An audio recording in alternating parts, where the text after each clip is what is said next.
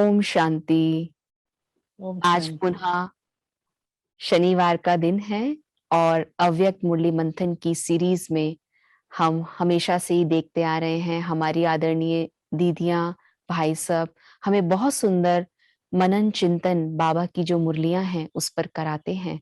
और आज पुनः पहली बार इस सीरीज में हमारे साथ जुड़े हैं कानन दीदी। आप कलकत्ता से हैं और कलकत्ता से ही हमारे बीच में बहुत सुंदर आज की मुरली का मंथन आप लेकर आए हैं। ओम शांति दीदी। ओम कानन दीदी का शांति। मैं आप सबको परिचय भी देना चाहूंगी। हालांकि ब्राह्मण परिवार जानता भी है और हम आपको फिर भी दीदी से परिचित कराते हैं। आप करीब करीब 60 ईयर से भी अबव से ब्रह्मा कुमारीज के साथ अपनी सेवाएं दे रहे हैं। और इतना सुंदर आपने जो बड़ों की, दादियों की पालना ली, उसका आज मिसाल हम देखें तो कलकत्ता के बहुत सारे सेंटर्स को आप संचालन करते हैं और दार्जिलिंग के बहुत सारे सेंटर्स का भी आप संचालन करते हैं। इतना ही नहीं, आपके भाई खास दादी गुलजार जी के लिए बहुत सुंदर मानेसर में हमारा रिट्रीट सेंटर दादी जी के नाम से बनाया था और अब भी वो बहुत प्यार से उसको चलाते हुए आज ओआरसी उसको चला रहा है। तो ऐसे कानन दीदी सिर्फ खुद ही परिवार में नहीं, लेकिन पूरा ही लौकिक परिवार बाबा की सेवा में समर्पित रूप से लगकर आज बाबा की सेवाएं चारों ओर फैला रहा है। आप केवल देश ही नहीं लेकिन विदेश में भी अपनी सेवाएं देते रहते हैं। तो ऐसे कानन दीदी का हम आज इस एपिसोड में स्वागत भी करते हैं।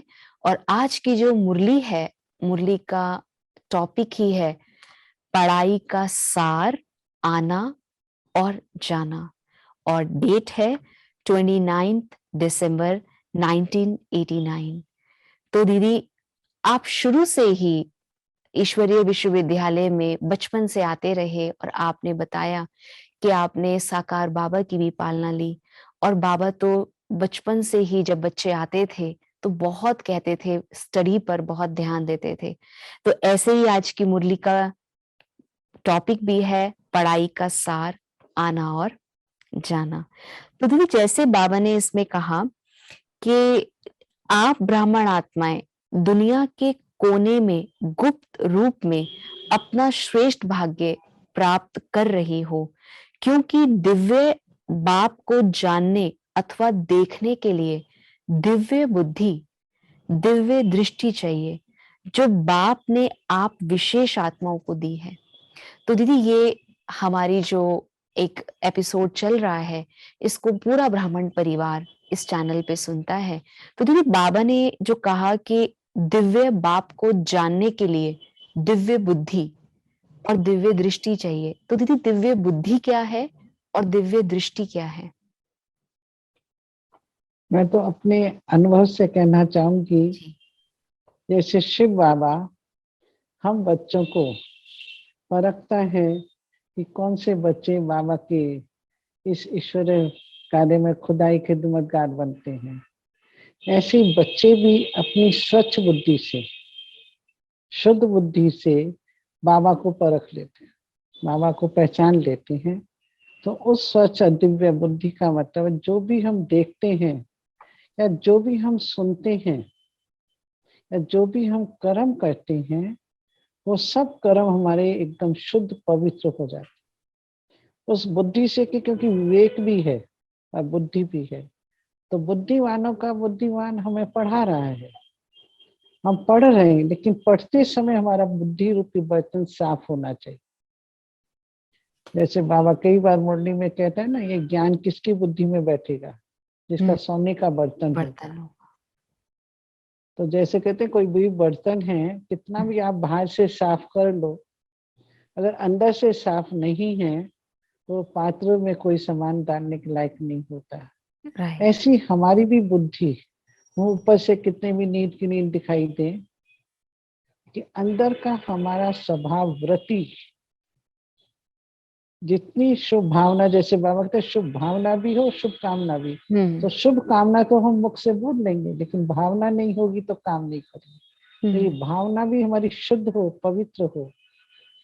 जैसे साकार बाबा दीदी दादियों को देखते थे, हर आत्मा के प्रति उनकी शुभ भावना, और ये भावना कल्याण की भावना, रहम की भावना, तो ये शुद्ध बुद्धि वाले बाबा के बच्चों की निशानी है।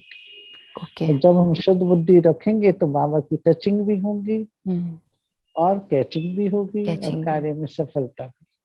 बहुत अच्छा दीदी, बहुत ही सरल तरीके से आपने दिव्य बुद्धि और दिव्य दृष्टि, अगर बाबा को जानना है तो बाबा ने कहा दिव्य बुद्धि और दिव्य दृष्टि, क्योंकि दीदी इसी पे अगर आज पूरी मुरली को देखें तो बाबा ने इसी को लेते हुए पढ़ाई का सार आना और जाना बताया। तो दीदी दूसरी बात, जैसे बाबा ने कहा इसमें कि आप ब्राह्मणों की जो पढ़ाई है वह आप ब्राह्मणों की जो पढ़ाई है वह सुर मुरलीधर की जो मुरली है उसका सार ये दो शब्द हैं, आना और जाना। तो याद की यात्रा का अभ्यास क्या करते हो? कर्म योगी का अर्थ ही है मैं अशरीरी आत्मा शरीर के बंधन से न्यारी हूं, कर्म करने के लिए कर्म में आती हूं और कर्म समाप्त होता है और बाबा ने कहा कर कर्म संबंध से न्यारी हो जाती हूँ। तो संबंध में रहते हैं, बंधन में नहीं रहते। पर दीदी यहाँ पे जैसे बाबा ने कहा कर्म करते कर्म के बंधन से न्यारी और प्यारी, तो इससे पूर्व मैं ये पूछना चाहूंगी दीदी, जैसे बाबा ने कहा कर्म योगी बन के हम कितना कर्म करते हैं, तो उसको कैसे दीदी हम पहचाने? जैसे बाबा ने कहा शरीर में आते हैं फिर शरीर से हटके न्यारे स्थिति में रह के हम वो कर्म करें। इसमें बहुत क्लियर है, बाबा ने हम बच्चों को याद में रह के कर्म करना सिखलाया। जी। योग अलग नहीं, कर्म अलग नहीं। राइट। जब तक आत्मा इस शरीर में है तो कर्म करेगी, शरीर निर्वाह भी करेगी, परिवार के लिए भी करेगी, समाज के लिए भी। जी। लेकिन जब तक हम देह के भान में होते हैं तो हम न्यारे नहीं होते, डिटैच नहीं होते, उसके बंधन में होते। आचार में होंगे, संस्कार स्वभावों में होंगे, तो वो बंधन हमारे बन जाते हैं, दुख का कारण, कर्म बंधन। और योग युक्त आत्मा न्यारी होकर, डिटैच होकर, आत्मिक दृष्टि से, जैसे पहले था ना, आत्मिक दृष्टि से, उस शुभ भावना से जब कर्म करती है तो वो डिटैच रहती है। मतलब देखते हुए भी नहीं देखना। जैसे कई बार बाबा कहते हैं बच्चे आप किसी की कमियों को देख रहे हो लेकिन उसको अपने मन के प्रभाव में नहीं ला रहे, या उसकी बुराइयों को देखते हुए उससे न्यारे हो जाते हैं उसमें कि ऐसी कमी है, यूं है, नहीं होनी चाहिए। ये जो हम उसके लगाव में आ जाते हैं, अटैचमेंट में आ जाते हैं, वो आत्मा नहीं आती है। तो वो कर्म बंधन से में रहते हुए भी कर्म संबंध में है, संबंध में रह रही है लेकिन बुद्धि उसकी डिटैच है। और ऐसी ही आत्मा कर्मातीत बन जाती है। तो प्यारा प्यारा बनना बहुत जरूरी है। दीदी यही मतलब दादियों को देखा था, जी जी।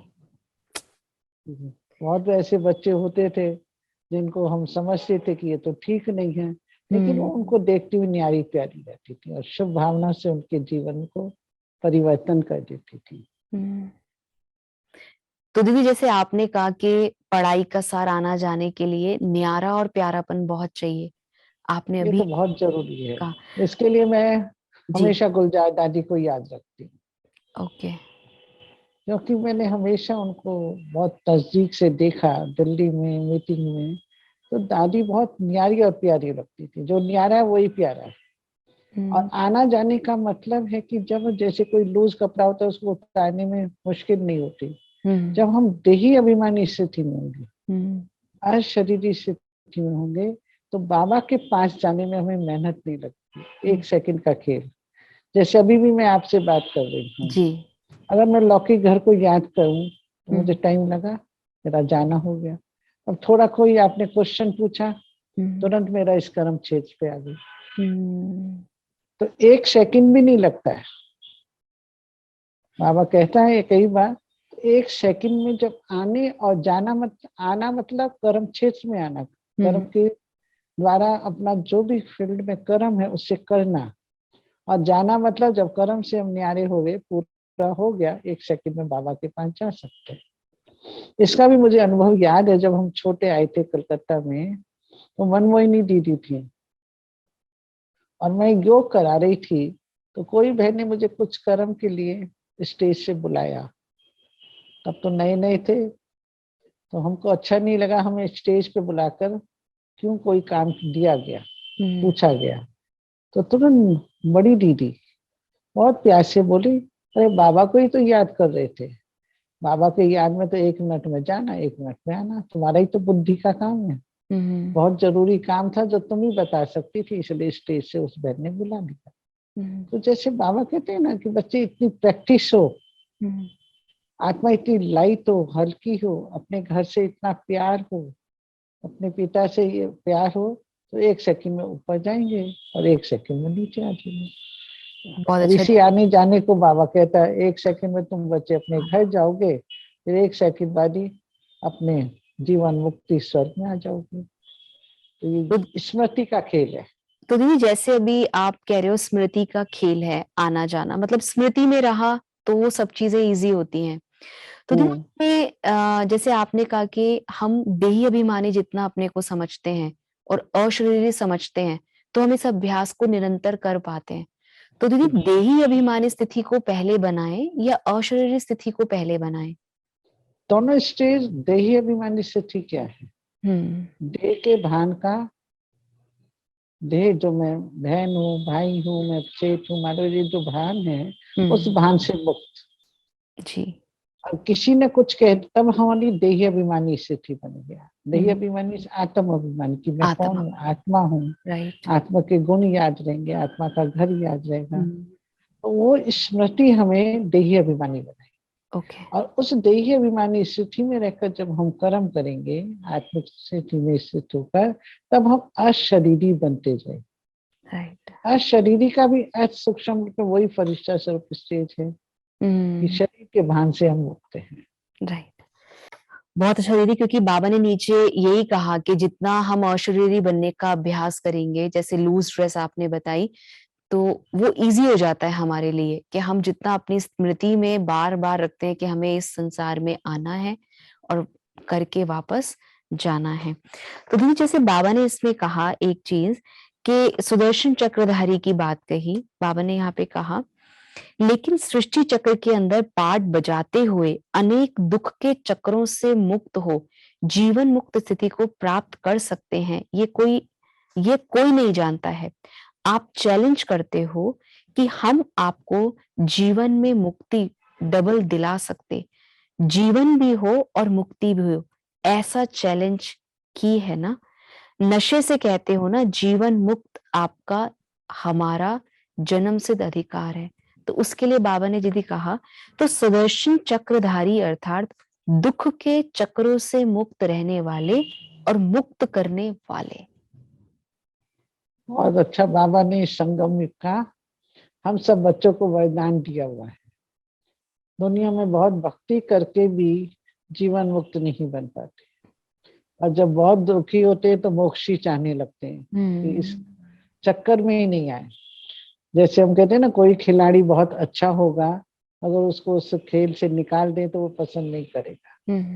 तो ऐसे ही हम बाबा ने इस संगम युग पर जीवन में इस शरीर में रहते हुए जो भी पार्ट हमें मिला है, उस पार्ट को जब साक्षी होकर, ट्रस्टी होकर करते तो हमें दुख नहीं होता है।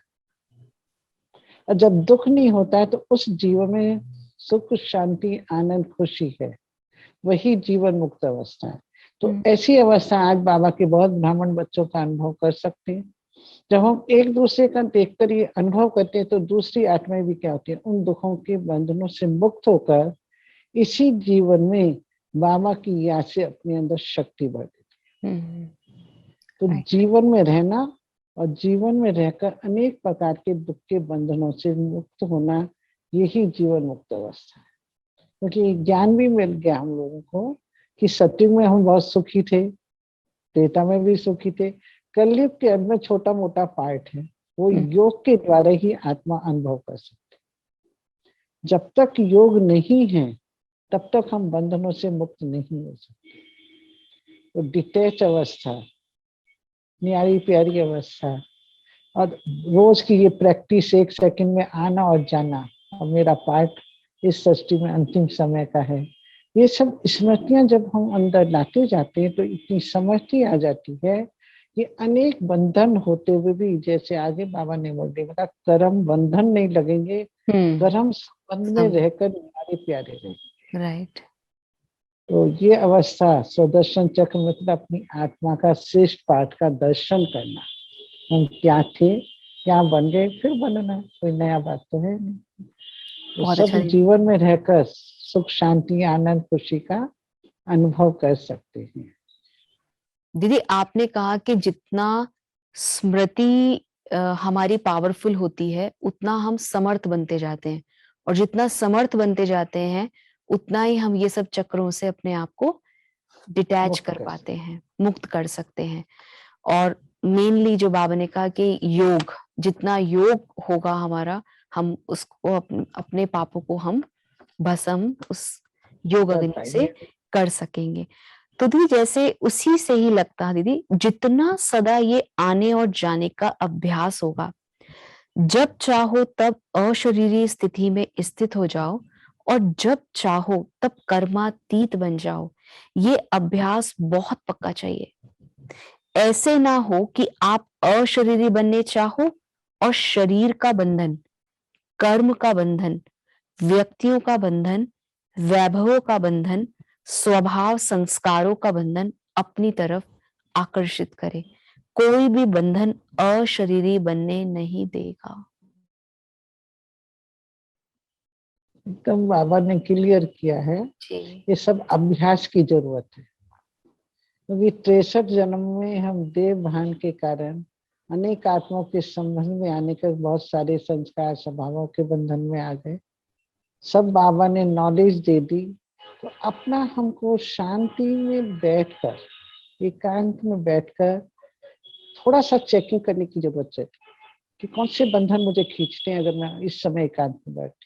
शरीर का बंधन, या कोई वैभवों का बंधन है, या परिवार के किसी मित्र संबंधी की यादें, हर एक के अलग अलग बंधन है। अगर वो खींचते तो उस हिसाब किताब को, बंधनों को बाबा की याद के अभ्यास से काटना है। ये साधारण याद से नहीं होगा, बस हम बैठ गए, लाइट जला लिया, गीत बजा लिया, उससे नहीं। इसके लिए अभ्यास भी चाहिए, मनन चिंतन भी चाहिए, और काटने के लिए लगातार अभ्यास चाहिए। हम्म। अरे कोई भी अगर हमारे अंदर कमी कमजोरी है, मुझे मालूम है, ये भी बंधन हो गया ना मेरे संस्कार स्वभाव का, कमजोरी का, तो बाबा ने उस कमी कमजोरी से मुक्त होने के लिए कौन सी मुरलियों में पॉइंट्स कही हैं उनको लिखना पड़ेगा।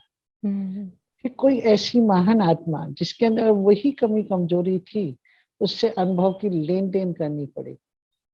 फिर लगातार वो अभ्यास जब हम करते हैं, तब वो कमी कमजोरी हमारी खत्म होगी, वो बंधन से हम मुक्त होंगे, तब आत्मा सहज रीति से आना और जाना कर सकती है, नहीं तो नहीं कर सकती। तो बहुत बाबा हर मुरली के अंदर बहुत सारी ज्ञान की पॉइंट्स के बाद एक ही शब्द बोल देता, मन मना भाव, याद करो, सुन तो राइट। लेते हैं, लेकिन उस स्थिति को बनाने में हमें मेहनत भी चाहिए, पढ़ाई है, राजयोग की पढ़ाई है, अभ्यास भी चाहिए। मैं हमेशा कहती हूँ, अच्छा खिलाड़ी भी रोज अभ्यास करता है, राइट। अच्छा गायक भी रोज गीत गाने का अभ्यास करता है। तो हम सब भी अगर आज ज्ञान में रहते हुए ठीक रीति से अभ्यास नहीं करेंगे, तो वो पुराने संस्कार स्वभाव फिर इमर्ज हो जाएंगे। तो अभ्यास की जरूरत है, लगातार अभ्यास। लगातार अभ्यास। दीदी वही बाबा कहते हैं ना, बहुत काल का अभ्यास। बहुत काल का बहुत अभ्यास, ये काल का बहुत जरूरी बहुत जरूरी है। है। तो बहुत इसमें सफलता मिलती है जब तो खुद ही को खुशी होती है, चलो ये मेरी कमजोरी थी, चलो ये तो निकला। जब अपनी स्थिति अचल अडोल बन जाती है, वैसी ही राइट। परिस्थितियां तो आती रहेंगी। राइट।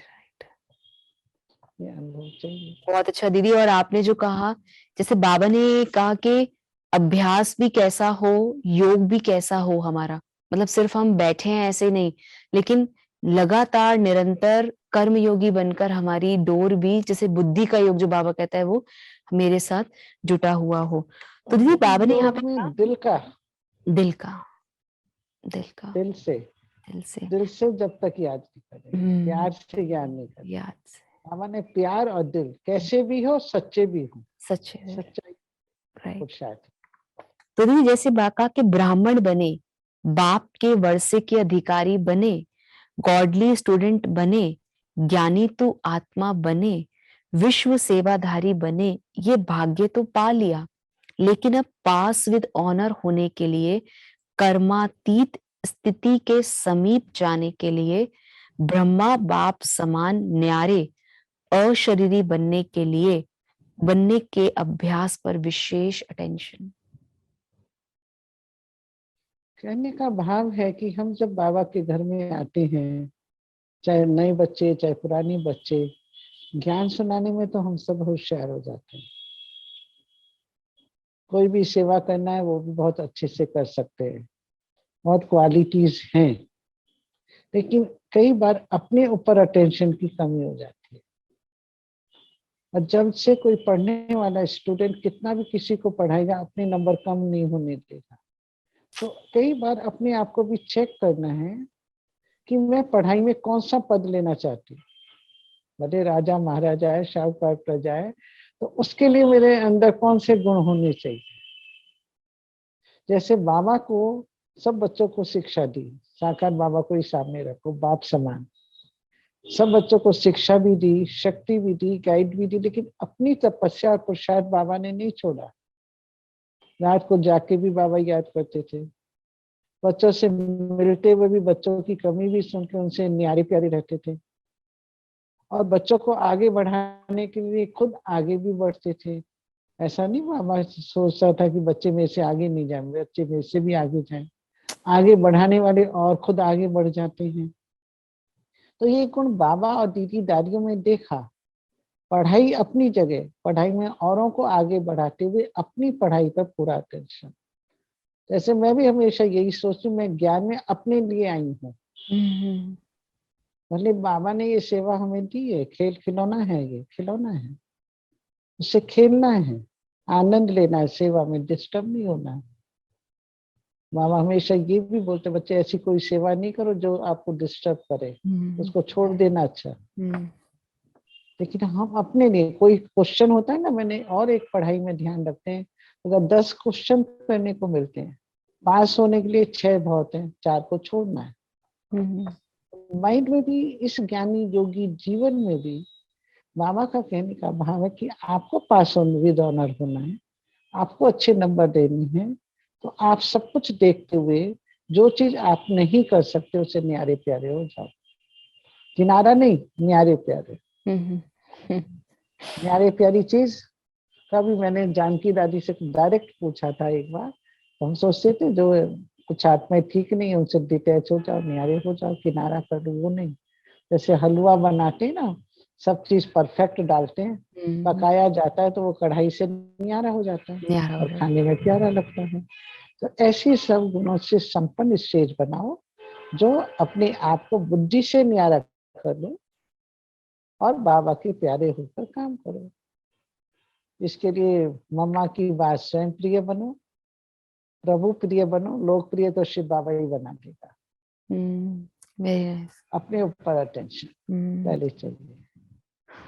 दीदी कारोबार वही के लिए दूसरे को अटेंशन दिलाना ही पड़ता है। राइट दीदी, और जो न्यारापन आपने कहा, वही बाबा ने मुरली में भी यही कहा कि न्यारापन हर कर्म में सफलता सहज अनुभव कराता है। बहुत। और 1 घंटा किसको समझाने की भी मेहनत करके देखो, और उसके अंतर में 15 मिनट में सुनते हुए, बोलते हुए, न्यारेपन की स्थिति में स्थित होके दूसरी आत्मा को भी न्यारेपन की स्थिति का वाइब्रेशन देकर देखो। जो 15 मिनट में सफलता होगी वह 1 घंटे में नहीं होगी। यही प्रैक्टिस ब्रह्मा बाप ने करके दिखाई, तो समझा क्या करना है। तो एकदम क्लियर है। बाबा के पास तो बच्चे जाते थे, सब क्वेश्चन समाप्त। बाबा दृष्टि देते थे।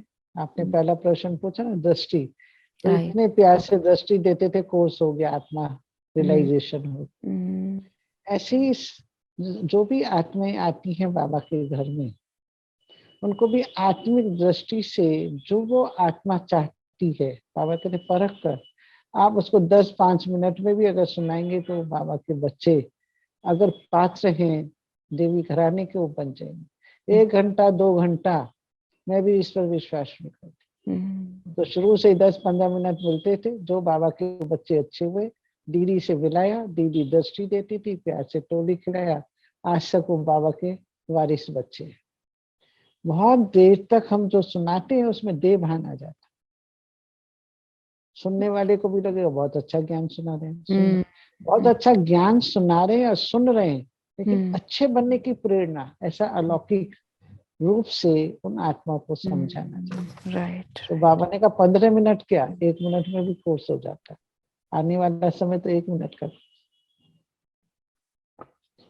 ये भी देखा अभी मैंने ऑनलाइन में देखा, ऑनलाइन की क्लासेस से हम किसी को नहीं देख रहे हैं, राइट। आत्मिक दृष्टि से ही तो कोर्स करा रहे हैं। राइट। इतने बाबा के बच्चे आ रहे हैं जो बाबा के सब नियम और धारणाओं पर चल रहे हैं, सात्विक भोजन खा रहे हैं, मीट मछली सब छोड़ रहे हैं। तो आत्मा बनी बनाई आएगी, तो ज्यादा उसमें टाइम लगाने की जरूरत नहीं है, और अपनी स्थिति का प्रभाव पड़ता है। तो हमारे जीवन को पहले देखते हैं, हमारी पवित्रता, हमारी धारणाएं उनके ऊपर प्रभाव डालती हैं। बहुत अच्छा दीदी।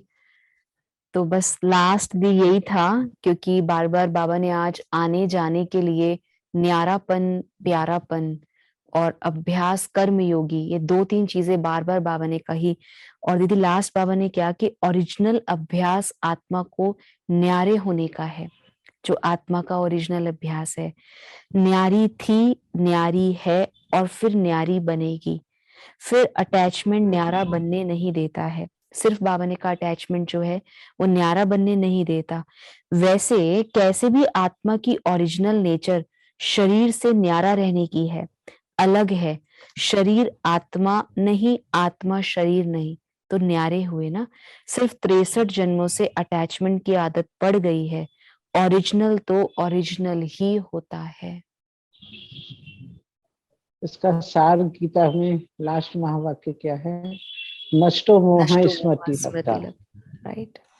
इसी रूप से हम सब भी जब अपने देह के भान से, देह के अहंकार से, देह की स्मृतियों से न्यारे होकर कर्म करेंगे, तो अंतिम समय जो बाबा के, एक बाबा के सिवाय और कोई याद नहीं आएगा, तो वह आत्मा इस देह के बंधनों से मुक्त होकर अपने घर शांति धाम में आराम से जाएगी।